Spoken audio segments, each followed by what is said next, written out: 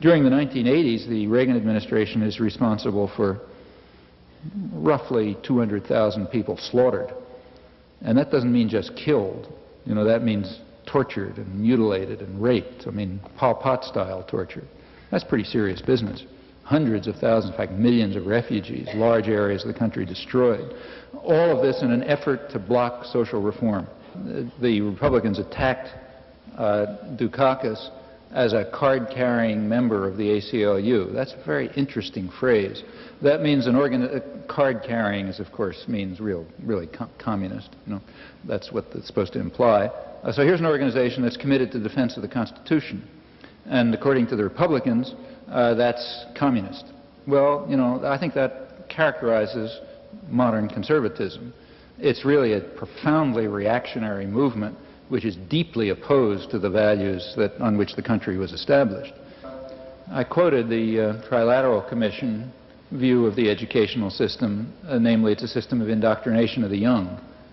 And I think that's correct. It's a system of indoctrination of the young. That was the way the liberal elites regard it, and they're more or less accurate. So the educational system is supposed to train people to be obedient, conformist, not think too much, do what you're told, stay passive, don't cause any crises of democracy, don't raise any questions, and so on. That's basically what the system is about. Noam Chomsky concludes his two-part series analyzing the mass media and American society. Right now on Alternative Views.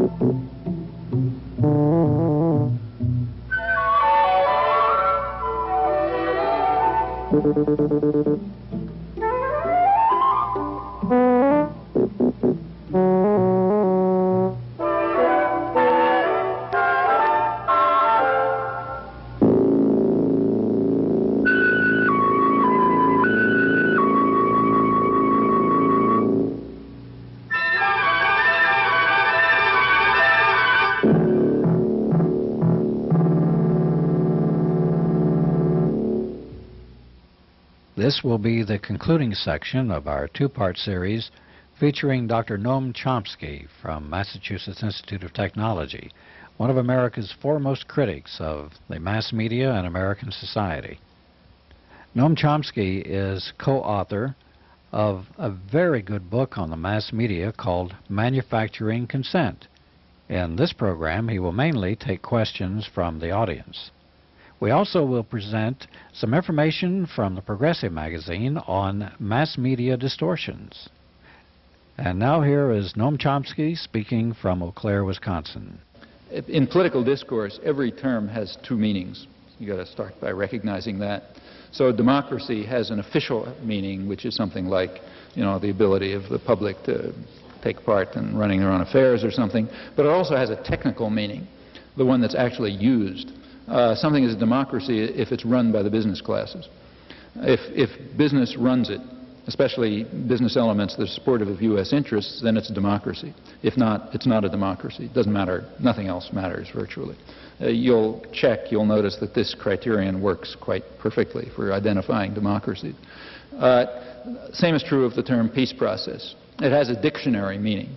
In the dictionary meaning, a peace process is some kind of process that's trying to lead towards peace. But it also has a technical meaning. The technical meaning, in its technical meaning, it refers to whatever the United States happens to be advocating at a particular moment. Whatever diplomatic initiatives the United States is advocating, that's the peace process. Notice it follows that it's a logical impossibility for the United States to be opposed to the peace process. That's a nice consequence. To prove that the United States is for peace, you don't have to do any laborious inquiry into the annoying facts, because it's true by definition. Since the peace process is whatever the United States is up to, the United States is always supporting peace. And the U.S. enemies are always opposed to peace, because they're not supporting what the U.S. is up to, and by definition that means they're opposed to peace. You'll never find in the U.S. media, or for that matter in U.S. scholarship, for the most part, any such phrase as the United States is opposing the peace process, or the United States is trying to block the peace process. You can't find such statements because they'd be logical contradictions. Actually, I made this statement in a talk in Seattle a couple of months ago, and there is a media analysis group in the graduate school there, and a couple of weeks later I got a letter from somebody saying he was kind of intrigued, so he did a database study of the New York Times over 10 years, and he found, I don't know, like 900 references to peace process and checked them all out. And in fact, there's not one case where the United States was opposed to the peace process. It's pretty remarkable because that was a period when the United States was trying to undermine diplomatic negotiations and settlement in Central America and in the Middle East and so on. Notice that's pretty remarkable. Even the most sublime state, you'd expect that it wouldn't always be in favor of the peace process, maybe just by error or misunderstanding. But in the case of the United States, it's 100, I suspect it's 100%. You might check and see if you can find any exception. And the reason is it's just true by definition, since the peace process is whatever we do. Now, there are two major examples of peace processes in process now. One of them's in the Middle East and one's in Central America. There's no time to go through the details, but if you look, you'll notice that in the Middle East, the United States has been trying to block a diplomatic settlement of the Arab-Israeli conflict for the past 20 years, and it's still trying to block it. And in this, it's virtually isolated in world opinion. That's exactly what's going on now. If you like, I'll give you some details. I have a detailed discussion of it in the current issue of Z magazine, if you're interested. But I think it's quite clear. Nevertheless, the discussion is the United States is trying to advance the peace process. There's another peace process going on in Central America, which is no less interesting. I'll read you from the front page of the New York Times today. The lead story in the New York Times today, which I picked up on the airplane, says, U.S. envoy urges Hondurans to let the Contras stay. Okay, let them stay in Honduras. They're trying to kick them out. And then comes a long story, and you turn to the second page, the continuation page, and it says, on its face, the administration proposal to keep the Contras in place would seem to be inconsistent with the spirit of the regional peace agreement, which calls for their relocation. But administration officials say there's no inconsistency. Well, that's about as close as you can come. You know, on its face, it seems to be inconsistent with the spirit of the peace agreement. Well, the peace agreement is quite explicit. The 1987 peace agreement, which the United States has succeeded in undermining and destroying, says explicitly that the one indispensable element in obtaining peace in the region is the end of any form of support, logistical, military, propagandistic, etc., for irregular forces like the Contras. Now, it doesn't seem to be inconsistent with the spirit, but it's flatly inconsistent with the words to keep the Contras in place. Well, the same is true of everything else about that. That was the 1987 peace agreement, which the United States tried to undermine and did undermine with the support of the media. But there are others. Right now there's a debate going on so-called humanitarian aid to the Contras. Well, the term humanitarian aid has a meaning. In fact, the World Court in its decision defined humanitarian aid. You look up paragraph 243 of the World Court decision, and it defines humanitarian aid as aid given for the hallowed purposes of the Red Cross, namely to relieve human suffering, and crucially it says aid that is given without discrimination to civilians on all sides of any conflict. Only under such conditions does anything qualify as humanitarian aid. Well, that means all the stuff given as called humanitarian aid has nothing to do with humanitarian aid. It's military aid. But you'll never find this discussed in the media. I doubt if you can find one reference to this in the media. So now we're talking about humanitarian aid that's going to be voted, the Bush administration hopes, to keep the Contras in place in violation of the 1987 agreement. Well, there was also a Central American President's agreement just last month, and that said something too. It said the Contras have to be relocated away from Honduras. So this is flatly inconsistent with that, not the spirit, but the wording. Furthermore, there was a ceasefire agreement between Nicaragua and the Contras last March over the deep objections of the United States last March 23rd. And that ceasefire agreement has some very specific terms in it. It says that aid can continue to go to the Contras in ceasefire zones, all of which are in Nicaragua, when provided by a neutral agency.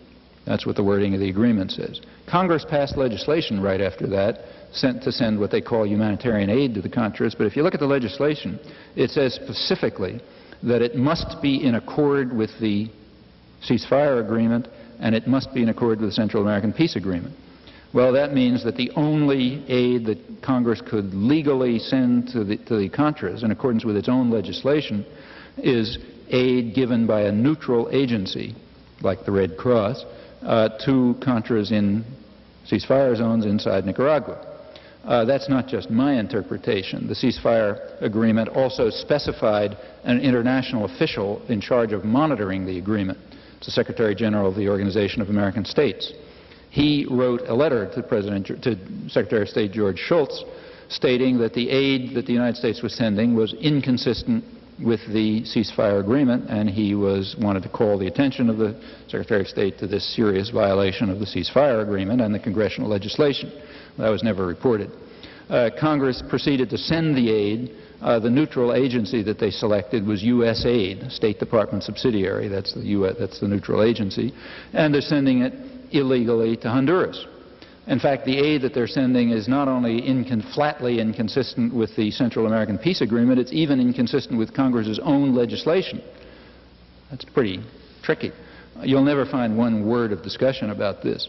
This is against the background of years of the United States trying to undermine every effort at political settlement of those conflicts, whether they were through the Contadora group of Latin American democracies, or the United Nations, or the Security Council, where the United States vetoed resolutions calling on all states to support international law, and so on. And it continues. But nevertheless, according to the media, the press, the United States government is supporting the peace process.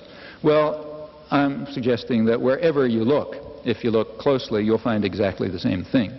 You'll find quite a remarkable degree of civility and subordination to established power, particularly remarkable because there's no force behind there's no authority that can impose force. This is willing subservience, not compelled subservience, and the kind that in fact flows, I think, just from the logic of the institutions for the reasons that I mentioned.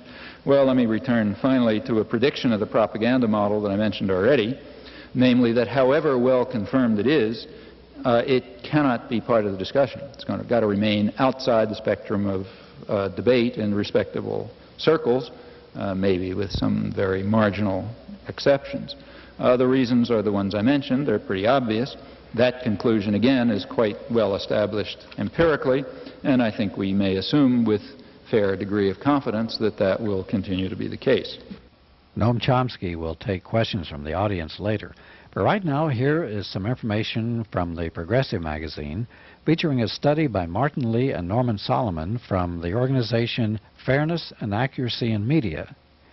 And it's about the categories of distortion from information from the establishment media. One category is loaded language. For instance, one person, one group that might be struggling for civil rights will be just engaged in civil disobedience, and the other one will be labeled as terrorists.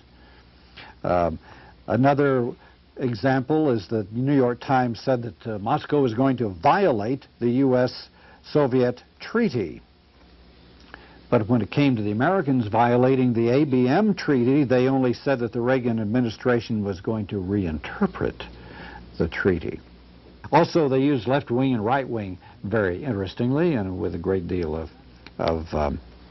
distortion. New York Times correspondents, for instance, said about the municipal elections in Berlin, both the extreme left and the extreme right have gained in this election.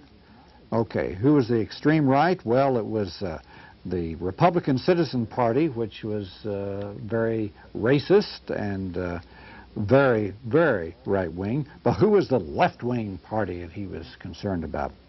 The Greens, the little Greens, you know, the ecology, pro-peace people. And so this is the way the New York Times distorts things. You know, Suharto is moderate, and the Greens are leftist. And only a few of the nuttiest reactionaries are right-wing, whereas one could argue that George Bush is right-wing, that NBC is right-wing, and GE And most of the corporations are advocating policies that in an earlier age would be seen as right-wing, to the right of any moderate center that you can possibly imagine.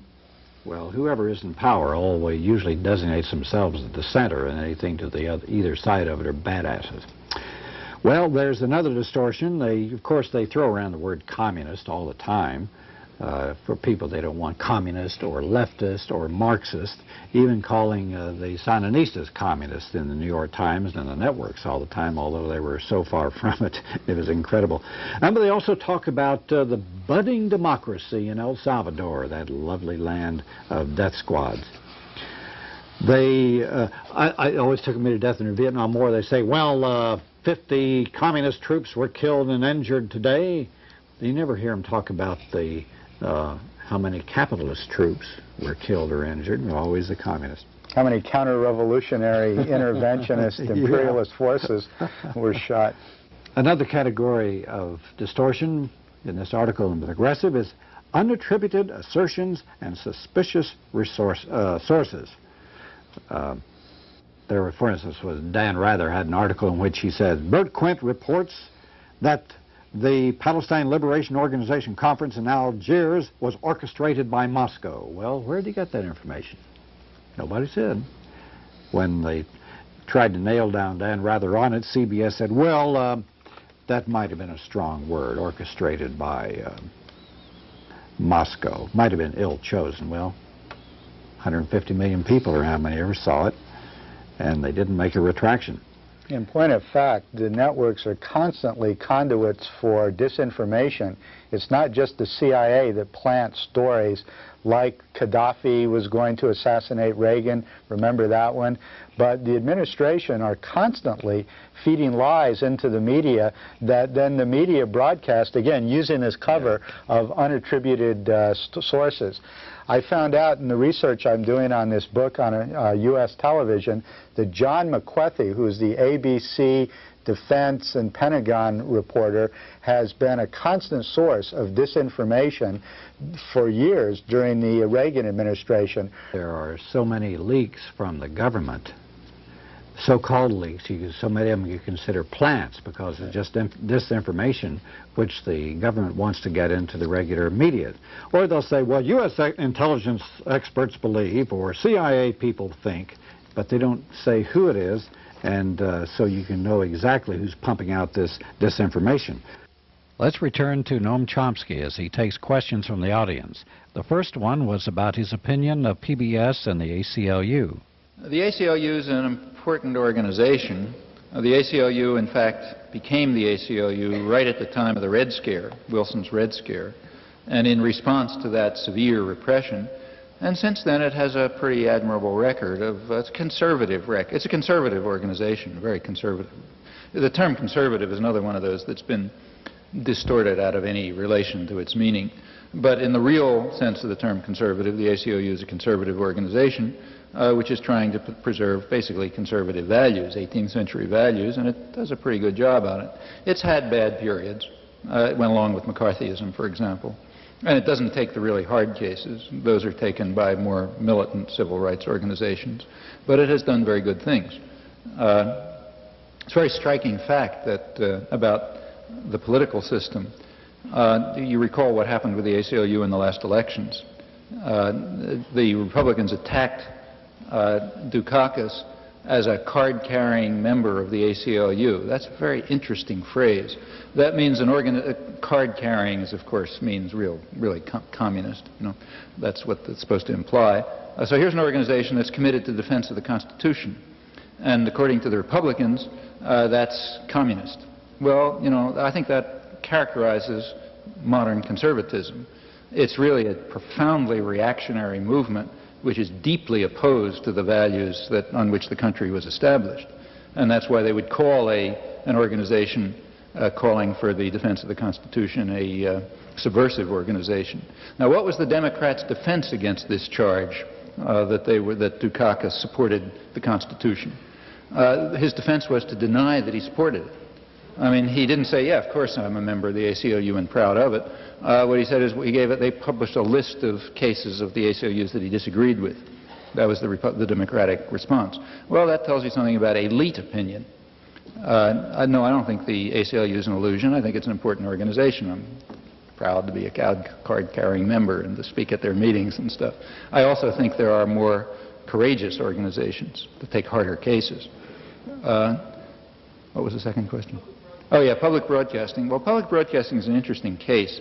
In a lot of countries, public broadcasting how free public broadcasting is. Public broadcasting is not subject as much, at least, to business and to corporate and advertiser pressures.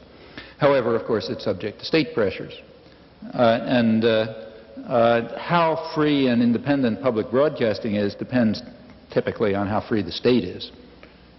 Now, like in a free society, public broadcasting will be free. For many years, the BBC was very independent.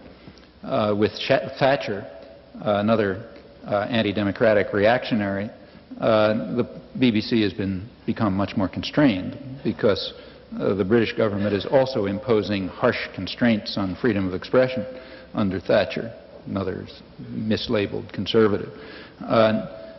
But turning to the United States, public broadcasting is very weak as compared with virtually any other country, any other democratic country. You know, you look at the industrial democratic societies, they all have public broadcasting. Some of them have only public broadcasting. For example, in Israel, there's only a state TV. In England, until recently, there was only state TV, and now there's another channel, two other channels. I think in Canada, till recently, there was only CBC. There may be another one now, I've forgotten. But it's common. I mean, those are major channels, and that's true of most countries. And how free they are depends on how free the country is. In the United States, they're very weak because here things are run by corporations. This is a business-run society, and things are supposed to be under corporate control. So public broadcasting is very limited, and in fact, it survives to a large extent on corporate donations, which is a constraint.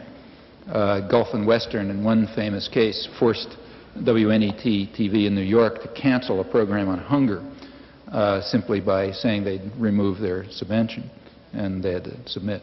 And public broadcasting is it varies across the country. In the major centers like Boston and Washington and New York, it's very, very narrow. In fact, I think it's more tightly censored than corporate radio and television. In other parts of the country, like Laramie, Wyoming, and Des Moines, Iowa, and maybe here, it's more free. And that makes sense. The same is true of the commercial media. Because in the ideological centers, it's much more important to control what people think. What they think out in the sticks doesn't matter so much because there isn't much they can do about it.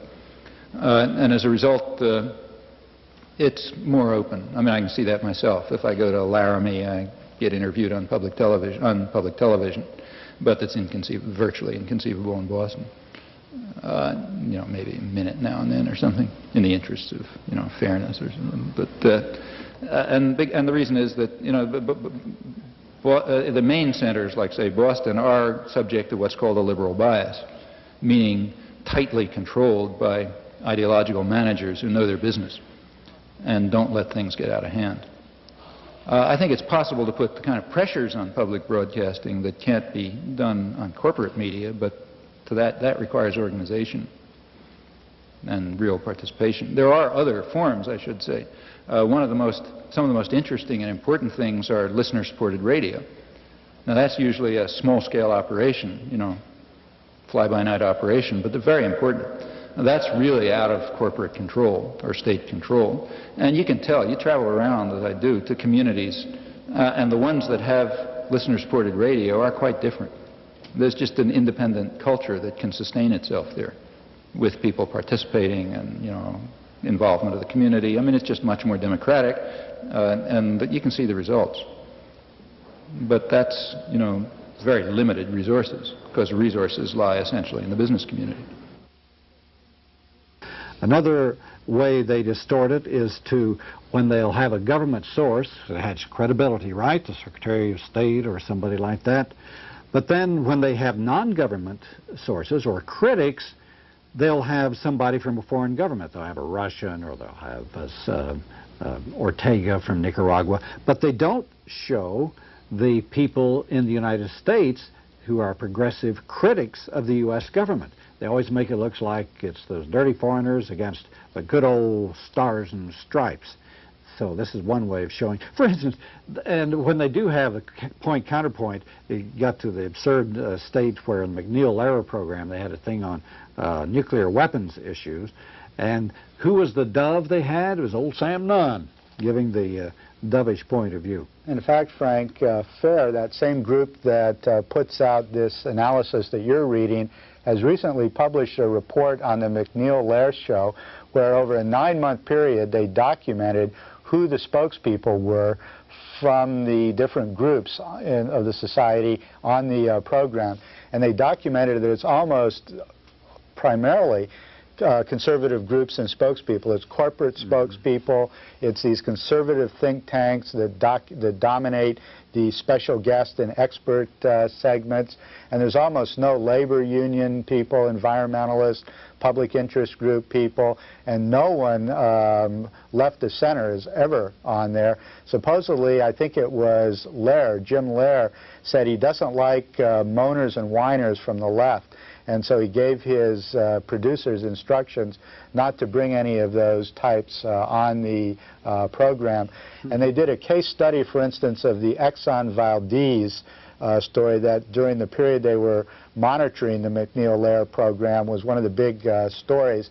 And they didn't have one environmentalist on, despite many special segments on the show. They would tend to have the governor of Alaska or an Exxon Corporation spokesperson or a congressperson, but they never had environmentalists on who you would think would be the experts that could really assess the impact of the oil spill on the environment. Likewise, when they have a segment on Central America, they rarely have people from, say, Nicaragua or the El Salvador left.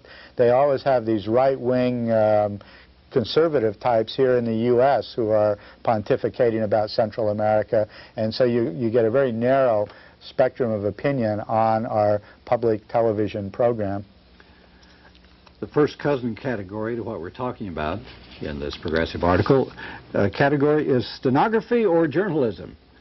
I thought it was very interesting that there was an article in the Daily Texan where a woman who was a journalism major, she was complaining because she said that a journalism professor told her that her job is mainly to be a quotation gatherer. Well, that's apparently what the news media like, because they come up there and they take down word for word all the things that these government officials have to say. Even when they're lies, they don't check them out to see if they're lies. Their statements are not corroborated. They just quote them and put them before you on the evening news in their little sound bites, but they don't balance this by getting some of these other people on that we've been talking about, some of the other progressives or critics from the American left or progressive point of view. Another category is Kissinger-Haig disease. It seems that David Brinkley and Meet the Press, Face the Nation, Hot and Nightline, they seem to have those two Martians, we call them.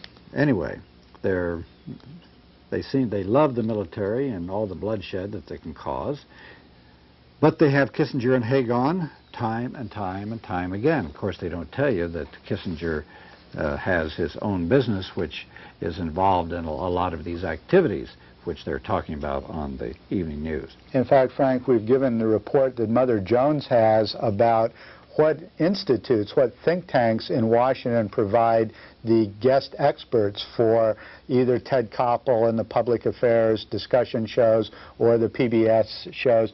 And it's almost always the Heritage Foundation, the American Enterprise Institute, or other of these right-wing organizations and think tanks.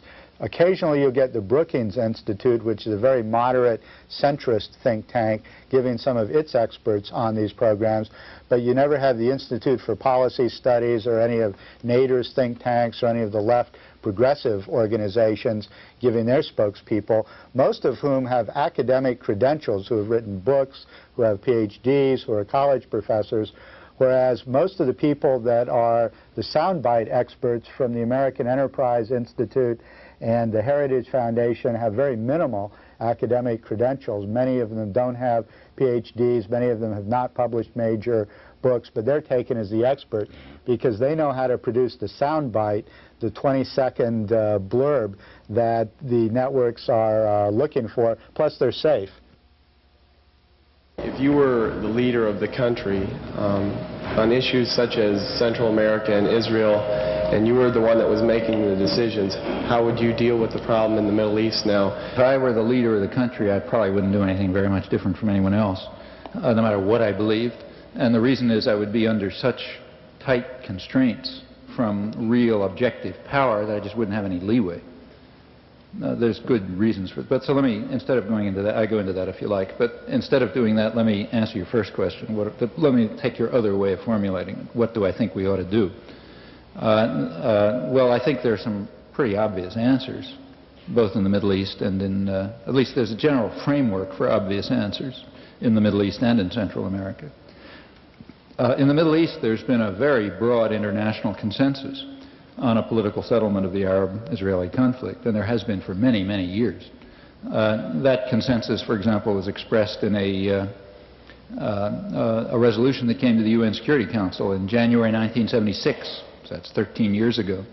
It called for a two-state settlement, establishment of a Palestinian state on the West Bank and the Gaza Strip, a settlement on the internationally recognized borders, namely the pre-June 1967 borders, and then it just repeated the wording of UN 242, the main UN document, with guarantees for the independence and territorial integrity and security of every state in the region and its right to live in peace and security within recognized boundaries.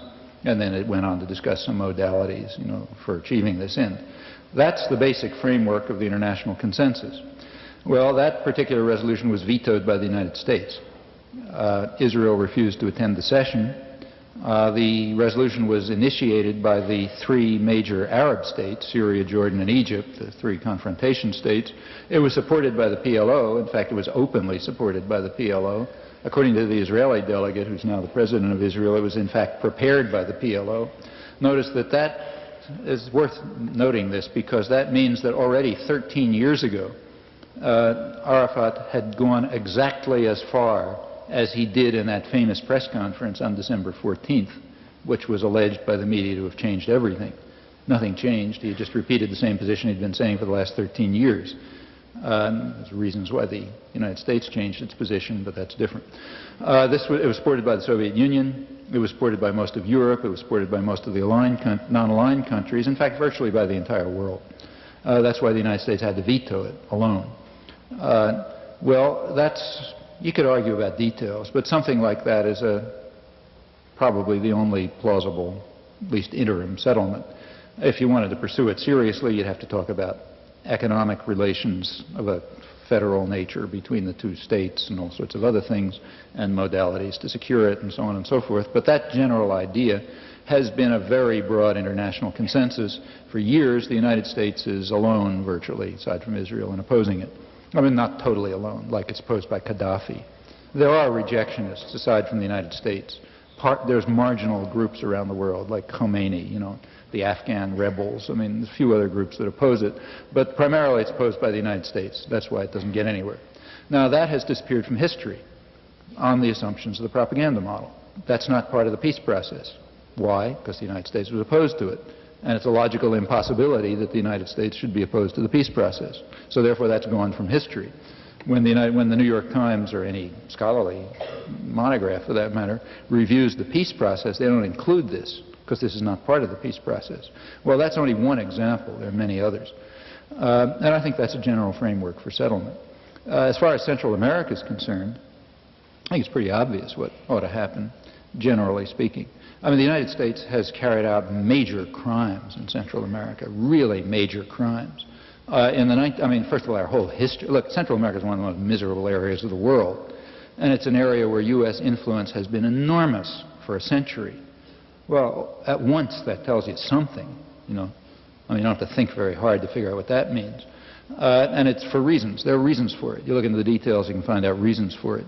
Even the so-called constructive programs were actually lethal. Like take the Alliance for Progress.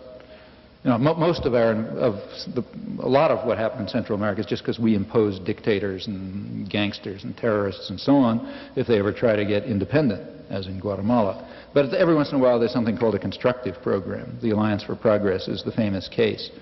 Well, you know, the Alliance for Progress was like a plague, probably the worst plague that hit Central America until the Reagan administration. That's killers in a category by themselves. The Alliance for Progress, first of all, was a completely cynical operation. I mean, the Alliance for Progress was not instituted by the Kennedy administration because they suddenly discovered that there are poor people in Central America. And they knew that all along. It was initiated because they were afraid that the poor people in Central America were going to follow the Cuban model. Now, that means it began as a purely cynical operation, okay, and that showed. The Alliance for Progress was designed to impose on Latin America altogether, in fact, an agro-export model. They're supposed to shift production from subsistence crops to export for the benefit of U.S. agribusiness and the American market. Well, that has consequences. For example, it means that farmers in Central America are expected not to produce rice and beans for them, people locally to eat, but asparagus and broccoli and flowers for yuppie markets in the United States. Well, for one thing, that means they're not going to have anything to eat, so they got to import food, which they import from us at high costs, which is good for American agriculture, subsidized usually by the American taxpayer, now subsidized by them. And it also means that, and that food is not going to be equally distributed. It's going to be distributed to the rich. Furthermore, the production is going to be by the rich because it takes capital inputs to produce the fancy fruits for the American market. So there's going to be landless peasants. Furthermore, they're going to produce beef. In fact, every Central American country, beef production moved up rapidly under the Alliance for Progress, while beef consumption reduced. And the reason is that ranchers moved in, often with North American connections, drove peasants off their land, turned it into grazing lands so they could send beef to North American markets for hamburgers. Great for terrific for American agribusiness and for pesticide and fertilizer manufacturers and for the rich in Central America, but not very good for the people. Now, you take a look at, go to your favorite economics book or Latin American studies book, and they'll tell you that the Alliance for Progress created an economic miracle. Well, you know, from a certain point of view, it did. Gross national product went up all through Central America. So did malnutrition. You know. And the reason is obvious. You drive people off the land up into the hills, and you take over their land, and you produce beef for export and fancy crops. It's good for the gross national product. It just means the people starve. You know. And in fact, the crisis of the 1980s is largely caused by that plague. Well, let's just take the 1980s. During the 1980s, the Reagan administration is responsible for roughly 200,000 people slaughtered. And that doesn't mean just killed. You know, that means tortured and mutilated and raped. I mean, Pol Pot-style torture. That's pretty serious business. Hundreds of thousands, in fact, millions of refugees, large areas of the country destroyed. All of this in an effort to block social reform in all three major countries where we were involved, in Honduras and El Salvador and Nicaragua. Now, that's serious. What should we do? Well, the first thing we should do is stop torturing them. The second thing we should do is pay reparations, because we owe them. After that, maybe there's some hope that they could reconstruct from the damage we've done to them. I think that's what we ought to do. Try to find anybody suggesting that in the mainstream, however. You can't express this view, not because it's false, but because it's true. And if you look into it, you'll find that it's true, I think. Now, what should we do? I mean, let's go back. Well, what we should do, I mean, we are free to act. Plenty of things that we can do. And for one thing, we can just provide aid ourselves. You don't have to wait for the state to order you to provide aid. They need it badly. I mean, Nicaragua is reeling. The hurricane last October was the final blow. They're going to have mass starvation there. Now, the government, of course, is delighted, the U.S. government. They won't send them a penny because they want them to suffer as much as possible. But American citizens are much more independent. And in fact, they've raised a lot of money. For example, there's one small Jesuit center in North Carolina or Virginia or somewhere, the Quest for Peace, it's called, the Quixote Center, I think they may have 3 staff members or something. They've raised millions of dollars from people in the United States who are able to think for themselves, who aren't just slaves of power. And those are things that can be done. You can help people survive. And you can, after all, put pressure on Congress, on the media, to do something about this. A lot of ways of doing that. All sorts of ways, ranging from civil disobedience to writing letters to the editor to, a mass popular organization. They're not going to put you in jail for it. In that sense, it's a very free country, which means if you don't do it, you have a lot more responsibility than if you don't do it in a place where you are afraid that you're going to be repressed. So there's no shortage of things to do. It's just a matter of willingness to do them. And the willingness to do them begins with a willingness to recognize reality. That's the hardest part. I think once you recognize reality, you won't have any more questions about what to do, because it's too obvious. So the first thing to do is to recognize the reality. And that takes a little work. But once you recognize it, I think it's obvious what to do. Another category in the article in the Progressive is passive phrases glossed over euphemisms. Shows how, for instance, New York Times said that Salvador Allende's policies in the 1972-73 era, before the coup in Chile, Allende's policies caused chaos, which brought in the military, kind of obscuring the fact that there's a U.S. government, particularly the CIA, and U.S. corporations like IT&T, which fomented the chaos in the first place. And the notion that the chaos prompted the military of the Chilean government to move in and restore order really was rather downplays and neutralizes the American role, and also the brutality of the coup, in which people later, tens of thousands, were jailed, tortured, disappeared, and just plain killed. Well, in Turkey, Turkey has had an abysmal record on civil rights. They've tortured people, murdered people, incarcerated trade unionists, and it's been horrible in Turkey. But the Washington Post said that they call these controversial measures. And Turkey's military despot pursued a, quote, down-to-earth approach as he sought to deal with the rough and tumble of everyday politics. Rough and tumble. Murder and torture, rough and tumble. Well, the Miami Herald had an article, too, that they mentioned in this category. It was headlined, Chemophobia may be as bad as chemicals, saying that the people who are trying to fight the chemicals that are in our food and in the air are really bad, because being afraid of those good chemicals is really harmful. The woman who wrote it said that the best scientific estimates, which she didn't specify, say that 99.9% of carcinogens in the diet come from natural sources, which she didn't identify. She said that synthetic chemicals account for only 0.01% of the carcinogens which the Americans consume. None of this had any identification or source for any of these assertions. There's been quite a bit of this talk about so-called chemophobia. Oh, really? Yeah, the corporations are pushing this big. The other thing that the big polluters are doing, who are producing chemicals and wastes and different things that are pesticides that are poisoning the environment and our food, they're producing these PBS nature shows for their penance for their crime. And FAIR, in their latest edition of Extra, their newsletter, has a list of the biggest chemical polluters in the world and their crimes and the penance. That is the PBS series that they fund. So BASF, that's one of Europe's most energetic toxic dumpers, it funds the PBS program Adventure. Chevron, which is California's largest petrochemical polluter, funds the PBS program National Geographic Special.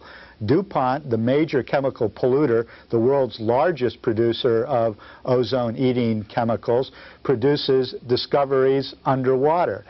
Georgia Pacific, which is a clear-cut timber and paper mill polluter, produces Forever Wild about the environment, and on and on and on through the biggest polluters, their crimes, and the whole series of PBS nature programs that they produce that very rarely talk about pollution and some of the problems of these corporations destroying the environment. So this is the way they buy protection, by controlling the PBS programs about nature and the wilderness and making sure that their crimes are not investigated. When I graduate, I'm going to be a history teacher. History teachers. What do you suggest in the high school? Or what do you suggest I do in that context to keep from perpetuating? Well, you know, that's really important. I mean, you know, a lot of people, I suspect many of you, if you think of your own experience, I know me, you can remember cases where a teacher really made a terrific impression on you. I mean, most schooling is just training for stupidity and conformity. But every once in a while, and that's institutional too, there are reasons for that. But occasionally, you know, you get a spark. Somebody will challenge your mind, you know, make you think, encourage you to think, and so on. And that's a tremendous effect. You know, you just reach all sorts of people. Of course, if you do it, you're going to be, you may very well have problems. You have to tread a narrow line. There are plenty of people who don't want students to think. They're afraid of the crisis of democracy. You know, people start thinking and you get all these problems I was quoting at the beginning. You know, they won't have humility enough to submit to a civil rule, you know, or they'll start trying to press their demands in the political arena, or they'll, you know, have ideas of their own instead of believing what they're told. And privilege and power typically doesn't want that, so they can react. And a high school teacher who tries to get students to think may find repression, firing, and so on. You said a lot about the role of the media in a so-called democracy. I'm wondering how you see the role of our educational system, what it's doing right now, what forces are driving it, and what constraints are on it, and how should it operate? Mm-hmm. Well, I quoted the Trilateral Commission view of the educational system, namely it's a system of indoctrination of the young. And I think that's correct. It's a system of indoctrination of the young. That was the way the liberal elites regard it, and they're more or less accurate. So the educational system is supposed to train people to be obedient, conformist, not think too much, do what you're told, stay passive, don't cause any crises of democracy, don't raise any questions, and so on. That's basically what the system is about. Even the fact that the system has a lot of stupidity in it, I think, has a function. You know, it means that people are filtered out for obedience. If you can guarantee lots of stupidity in the educational system, you know, like stupid assignments and things like that, you know that the only people who will make it through are people like me and like most of you, I guess, who are willing to do it no matter how stupid it is, because we want to go to the next step, you know. So you may know that this assignment is idiotic and the guy up there couldn't think his way out of a paper bag, but you'll do it anyway because that's the way you get to the next class.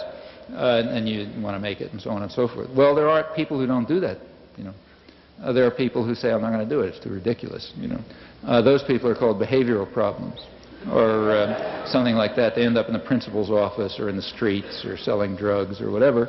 And all of this is a technique for selection for obedience. And I don't know how to prove this, but I have a feeling that when you go to the elite universities, you find more obedience and conformity. Probably because you're getting the students who were better able to do it. You know? Well, all of that is functional. That's the way it works. But it works right through graduate school. I mean, by the time you get to graduate school, it's already a little more varied because some real contradictions develop in the system. The problem is that you can't have progress this way. You know, now, especially in the sciences and engineering, that's a problem because the corporations need science and engineering. You know, if you don't have innovation, you're really in trouble. So they have to encourage creativity and independence because you can't get anywhere if you just copy what somebody told you. You have to be challenging things all the time, challenging everything, you know, and thinking new thoughts and so on. And there you got a real contradiction. It's hard to train people to be creative and challenging and so on, and yet to ensure that somewhere else in their lives they're conformist and obedient and never think. So you have problems. That's a serious problem in Japan, incidentally. We think of Japan as this tremendous superpower, but that's very misleading. Japan, for example, is very poor in science, for example, and they're aware of it. And part of the reason is it's part of the same thing that makes them good workers, obedient workers. It's a very obedient society, very deferential and conformist society. And one effect of that is that there are real constraints against independent, free thinking, and you see it in the sciences very clearly. But it's a problem here too. So there are those contradictions. When you get to graduate school, they're beginning to show up. They show up much less in the ideological subjects, because there it doesn't matter so much if people have, profits aren't made by historians having original ideas about the French Revolution, so they can have conventional ideas. And that means that the pressure to try to support innovation and freedom is much less, and the pressures for conformity, on the other hand, are much greater, because in the ideological subjects it begins to be dangerous if people think the wrong thoughts. It's not so dangerous if they have new ideas about physics. But nevertheless, you begin to get a little flux in the system by the time you get to graduate school. And even at lower levels you find it. I mean, there are teachers who do stimulate thought, and sometimes they get away with it. And all the way through, if people are learning things, you just can't control, you can't make them just regurgitate what they heard. Now, there's a lot of pressure to turn the schools into the Marine Corps, and there's a lot of support for it. For example, there's this bestseller last couple of years by Alan Bloom. That was all over the supermarkets, Closing of the American Mind. Yeah, huge bestseller, supermarket racks, which is where I read it, and things like that. Well, you take a look at what he's saying, and there was plenty, a lot of enthusiastic accolades for it and so on. He was saying that a couple of us smart guys will decide what the great thoughts are, and every student will memorize them, and that's education. Okay. Well, that's a way to turn people into pure automata. I mean, even if they happen to pick the great thoughts, there is no way less likely to get anybody to think about those thoughts than to make that the curriculum. That finishes them off, and I think that's the purpose, really. I mean, the purpose is just to impose authority, Here's the great thoughts. All this other stuff is rubbish. Just learn those and you're okay. I'll pick them, you memorize them. That's basically the line. Now, of course, that's the opposite of education. I mean, that's the way you study Talmud or something like that. But it's very popular, and I think it reflects the same concern over the crisis of democracy. In fact, Bloom himself was extremely... The incident that really got to him was a case in Cornell, where he was a professor, where some black students took over one of the buildings. And he said that's just like the Nazis, it's back to the Nazis. He has a whole business about the Nazis and so on and so forth. Well, you take a look at what happened in that. He doesn't tell you what he thought and he says the faculty capitulated, just like Heidegger capitulated to the Nazis and so on. What actually happened, if you look back, is that there were real grievances. Undoubtedly, the students shouldn't have done what they did and go into the building with guns and so on, but it was settled very amicably. It was settled amicably. Nobody was killed. The grievances were to some extent dealt with, and the net result was better than it was before. Well, he didn't tell you what he thought they should have done, but it's sort of implicit. I mean, I guess they should have bombed the place or something like that. But that's what really set him off. And in general, what set many people off was the 60s are now described in the literature as if it was a time when students were running around burning libraries and destroying the foundations of civilization and so on. What was actually going on is they were asking questions. They were raising questions. They were looking into things that people hadn't looked into before. They were not just obedient. And from the point of view of a lot of the faculty, that's equivalent to burning the buildings. You can't have that small distinction. You can't make that. There's pressure to turn the schools back to the days when you didn't have to worry about those things, like disobedient students asking questions about things that you didn't tell them to think about and so on. The last category of media con game article in the Progressive by Martin Lee and Norman Solomon is the numbers racket. Of course, any of you who have been in demonstrations have seen this before, where the media will say, oh, if it's somebody they don't like, then, well, it'll just be a small number, and the cops will always underestimate what the organizers and other people who participated in a particular thing say really happened. For instance, there was a story, the New York Times said 15,000 Jews and Palestinians join Jerusalem peace rally. people who saw the peace rally and who were there said there had to be at least 35,000. The organization Peace Now said this also. Another way they distort, during the mid-'80s, the State Department always kept saying, and the media always just dutifully repeated their quotes, that there were between 2,500 and 3,500 Cubans in Nicaragua as military personnel, and they eventually upped that up to 3,500 to 5,000 Cubans in Nicaragua. Well, when Rafael del Pino Diaz defected to the United States in 1987, he said, no, there had only been 300 to 400 Cubans in Nicaragua, and that was the number which the Cubans and the Nicaraguans have been saying all along. A more significant way of media distortion in this numbers racket category is when they start talking about unemployment, because the Bureau of Labor Statistics releases these figures, which you hear repeatedly all the time on the news, but they really hide the true extent of unemployment. For instance, not counted are people without jobs who haven't looked for a job in over a month because the prospects are discouraging. And they're also, they don't count in it people who retire early. They don't, they count in the people as being employed who only worked 1 day a week. Now, you can't hardly live on that, but nonetheless, that counts as somebody who's employed. But the Bureau of Labor Statistics actually puts out another report called the U7 rate, which factors in all these other things we just mentioned, the discouraged employment, the early retirees. So it's a much considerably greater, more accurate figure than the one you get on the regular media. So in 1986, when the media reported the average national unemployment rate was 6.2%, the U7 rate, which the journalists ignore, was 14.3%. And that was much more accurate. But of course, that would have everybody all up in the air and excited, and they don't want to do that in this country. We've got to keep the people cool. So what's the worth of all the news you get from the media, particularly on television?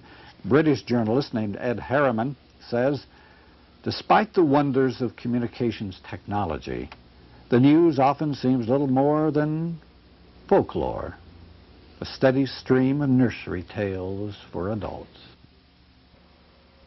And that's the end of this Alternative Views. I'd like to thank Lori Lackland, Melissa Crowley, and Michael Ferris for their editing assistance on this program.